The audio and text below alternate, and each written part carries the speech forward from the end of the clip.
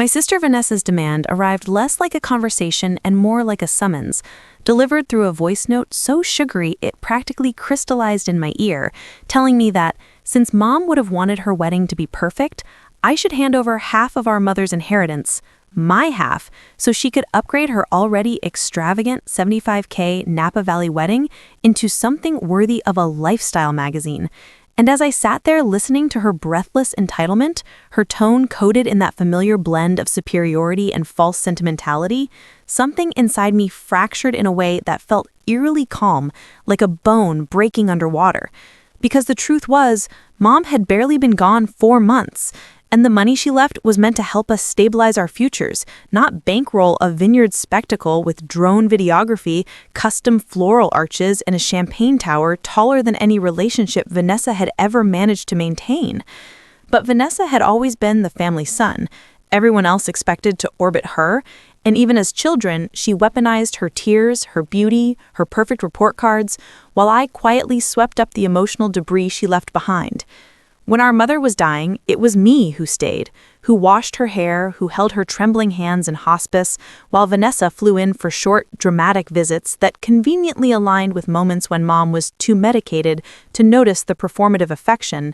Yet now, in Vanessa's fantasy revision of history, she claimed that she and Mom had been spiritually aligned, that Mom had always believed in investing in happiness, and that the inheritance was therefore destined to transform her wedding into a statement of legacy. Phrases I recognized as the type she stole from wellness influencers, the kind designed to cloak greed in enlightenment. I told her no, gently at first, then firmly when she insisted that I was blocking her milestones, and the shock that followed wasn't from my refusal, but from the disbelief in her voice, as though she genuinely couldn't comprehend a world where she didn't get what she wanted. Within hours, she escalated.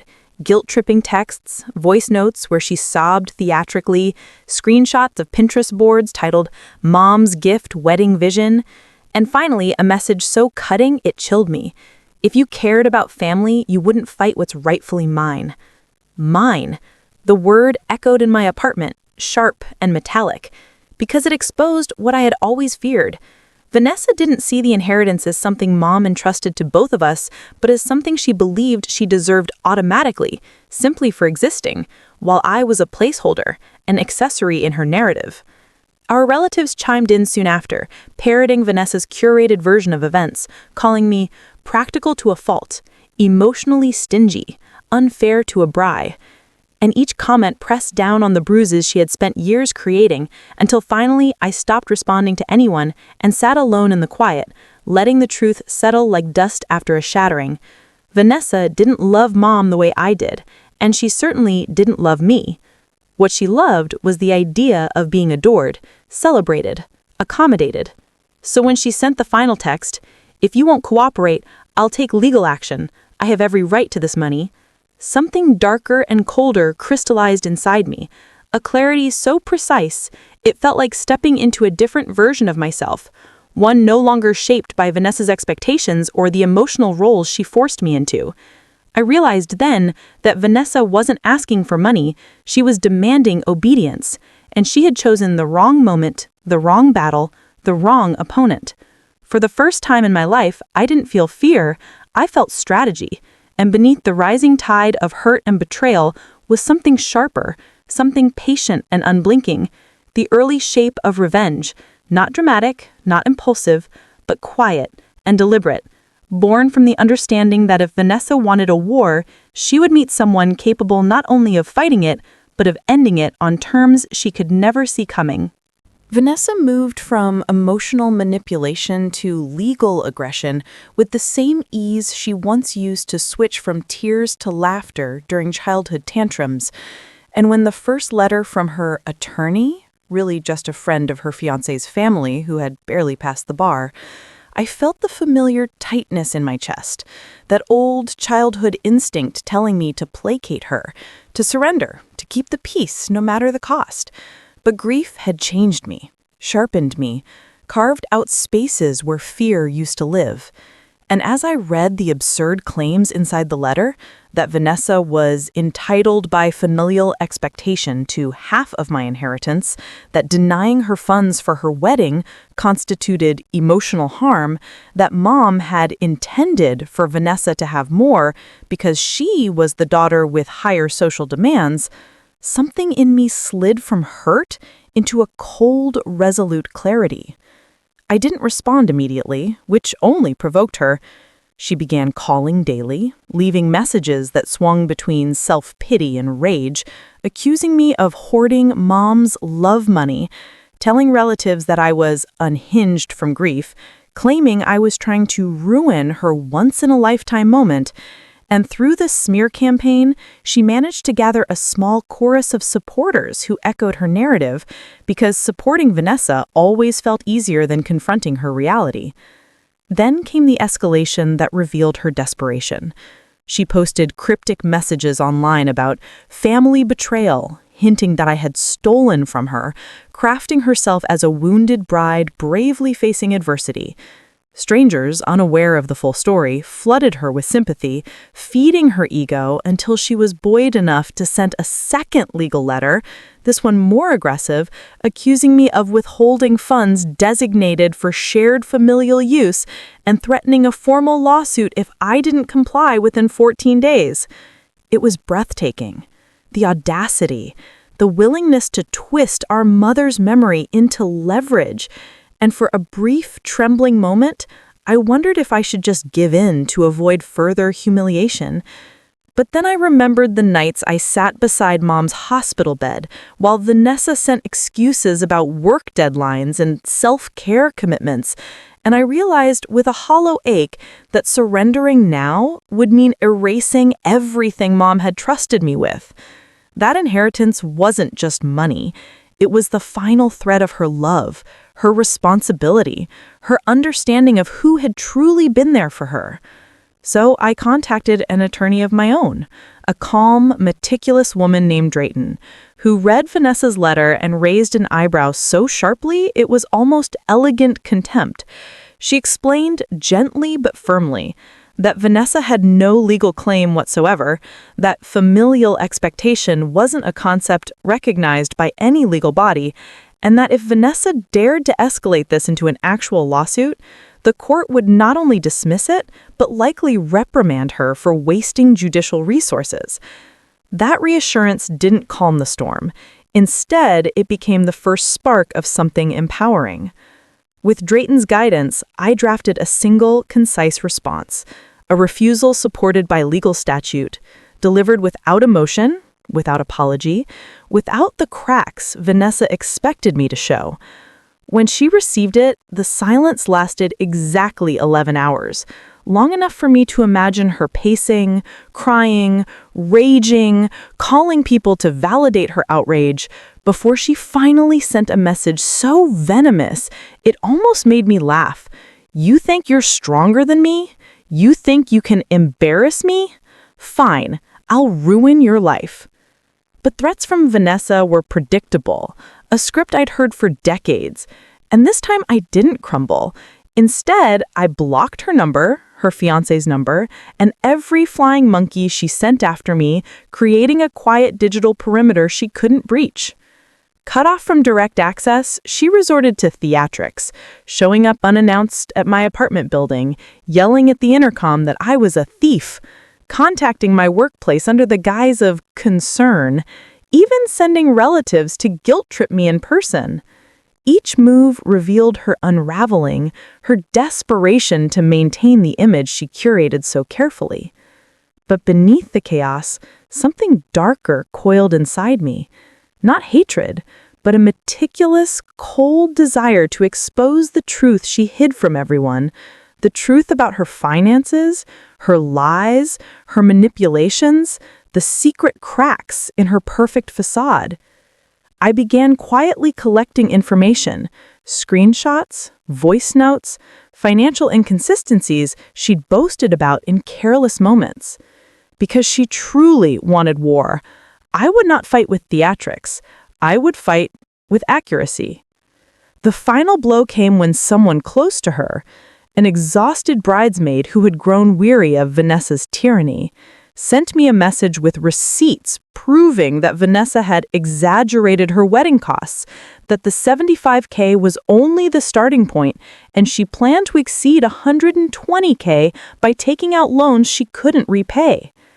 That's when I understood. Vanessa didn't want my inheritance for a wedding. She wanted it to save her from the financial ruin she had created, and she thought using Mom's death as a shield would make me fold. Instead, it made me precise. She had declared war, but she didn't understand that I wasn't the version of myself she remembered, the one who bent and broke to keep the peace.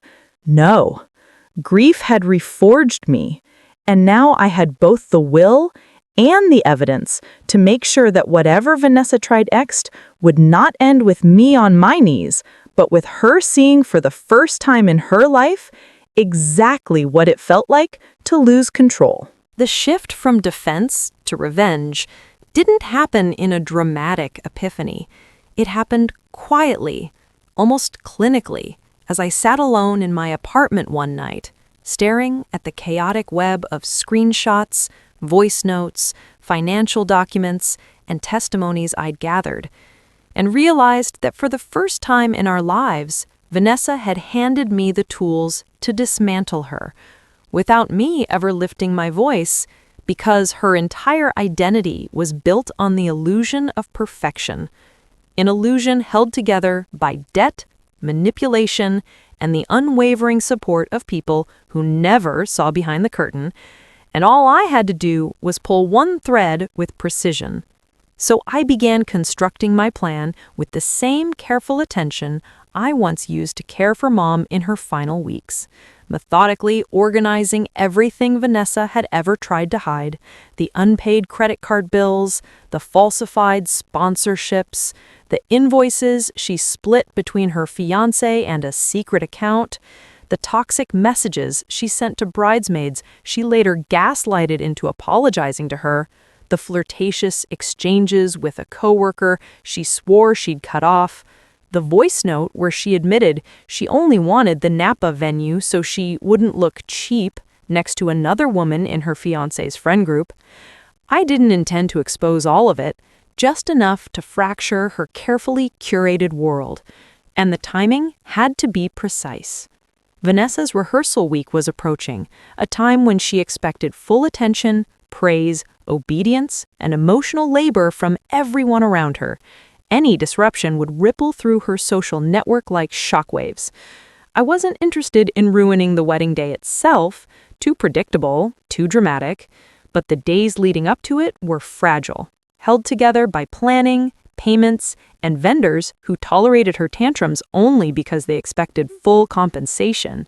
So I contacted the bridesmaid who had reached out to me, a woman named Leela, who sounded exhausted, brittle, and relieved to finally speak to someone who saw Vanessa clearly. Together, we pieced together a timeline of Vanessa's mistreatment, her lies, her spiraling expenses, and the number of vendors she still hadn't fully paid despite flaunting her luxury on social media.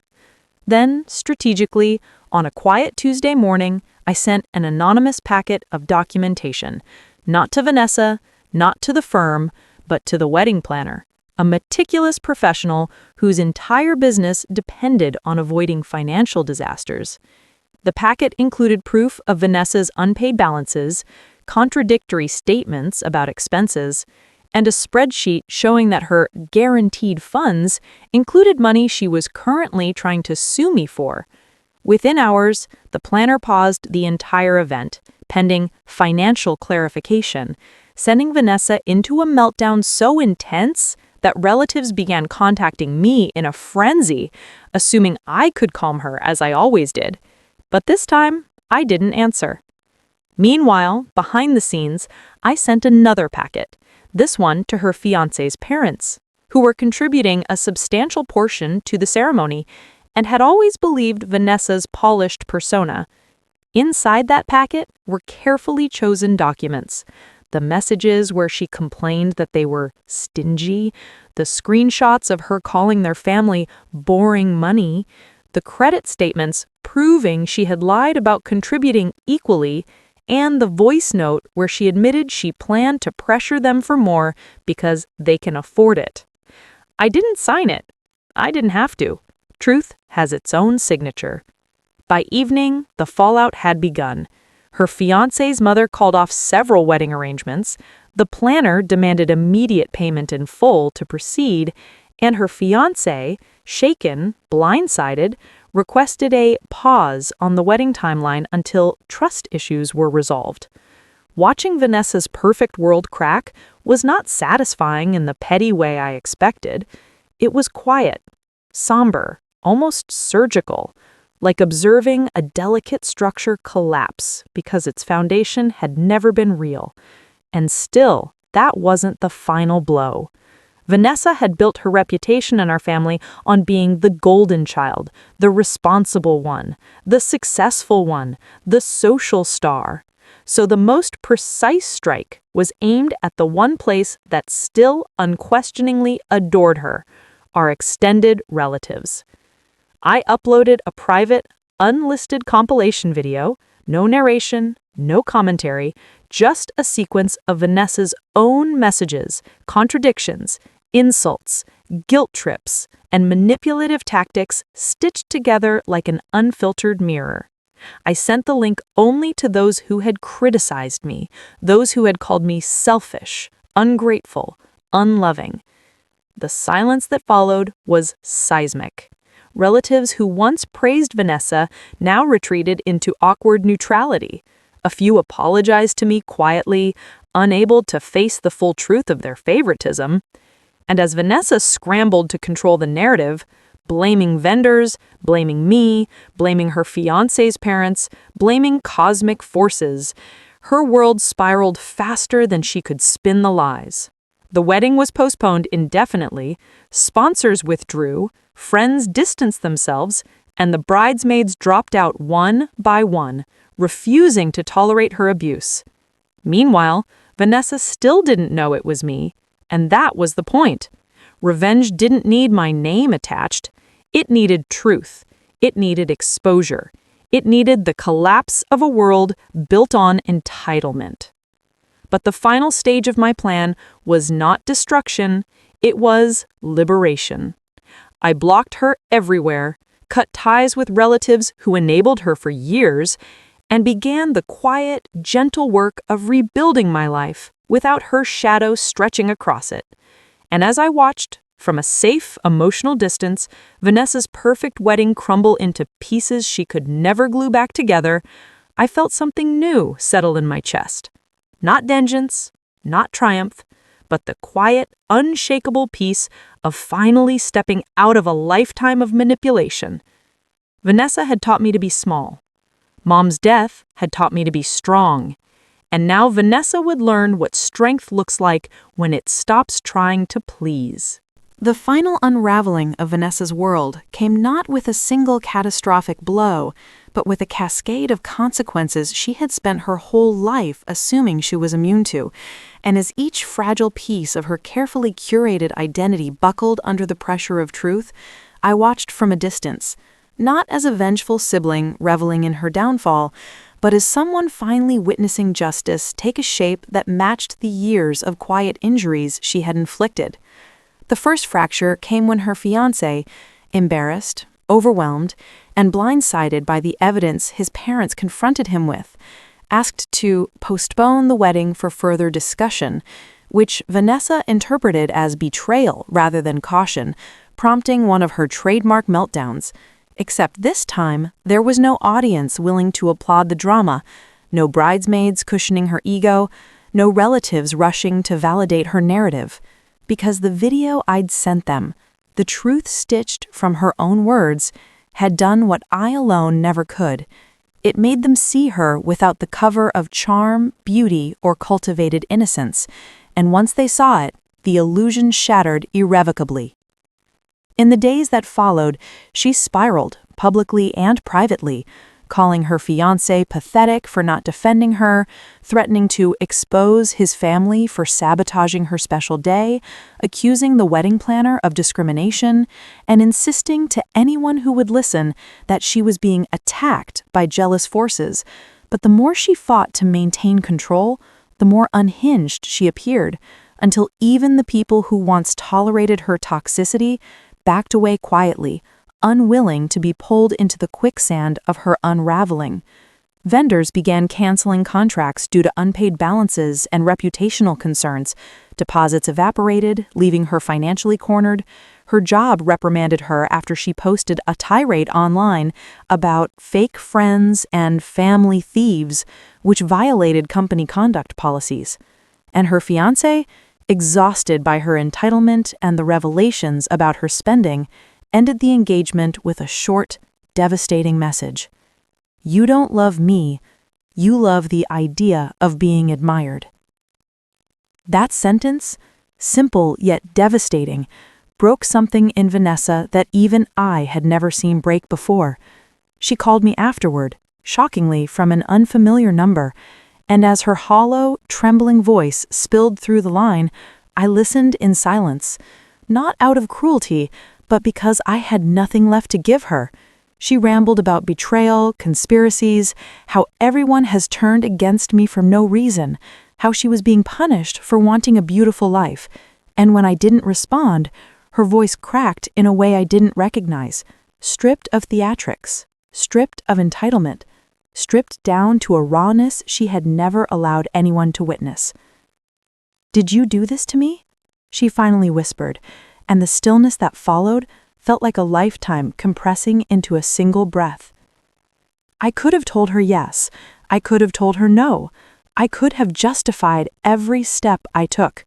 But instead, I said nothing, not because I feared the truth, but because in that moment, silence was the most honest reply I had. She waited. She exhaled shakily, and then she hung up.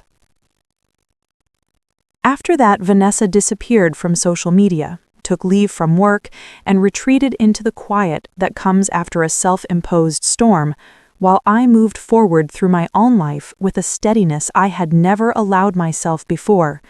I paid off the remainder of Mom's medical bills, set up a small memorial scholarship in her honor, and began therapy to untangle the years of psychological terrain Vanessa had shaped around me like a cage.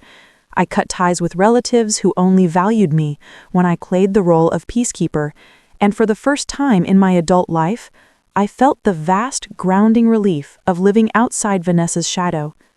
Weeks passed before I heard from her again, not through a phone call, not through a message, but through a letter delivered in handwriting I recognized instantly. Our mother's soft, looping cursive, inherited by Vanessa, but never used except for holidays. Inside was a single page, shaky and uneven, where she didn't apologize. Vanessa had never learned that word, but she admitted she didn't understand why everything went wrong and was trying to figure out what part was her fault. A sentence that startled me with its humility, its fractured sincerity. She said she had moved out of the city for a while, trying to breathe and think, and she ended with a line that felt like the closest thing she could ever offer as remorse. "I know you think I took everything from you. I didn't realize I already had." I folded the letter carefully and placed it in my drawer, not to treasure, not to revisit, but because it marked something important, the end of a story I had carried for too long. Vanessa's downfall wasn't something I celebrated. It was something I survived, something I witnessed, something I allowed to finally close the chapter on years of manipulation. And as I walked outside into the crisp air that evening, the world felt open in a way it never had before, expansive and unburdened, filled with a quiet that wasn't loneliness, but peace. Vanessa had demanded half of Mom's inheritance to build a fantasy. Instead, she lost the illusions she had lived behind. I kept the inheritance, not because I needed the money, but because it was the last thing Mom entrusted to someone she knew would protect it. And in honoring that, I finally honored myself.